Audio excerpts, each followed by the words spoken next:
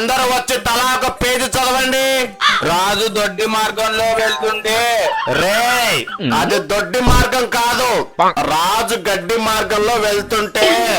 రాజు గడ్డి మార్గంలో వెళ్తుంటే కానీ రాజు గృహంలో ప్రవేశించినప్పుడు.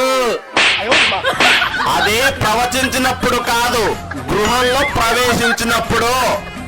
కొట్టి చెప్పాలా దొంగరా కొడుకు?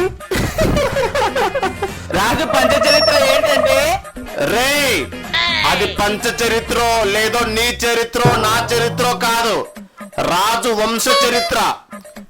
చిక్కిందే ఛాన్స్, సావగొట్టాలి వీణ్ణి. వాడు తప్పు చదివితే ఏమనలేదు, నేను తప్పు చదివితే మట్టి కొట్టాడు. కావాలనే దొంగరా కొడుకు.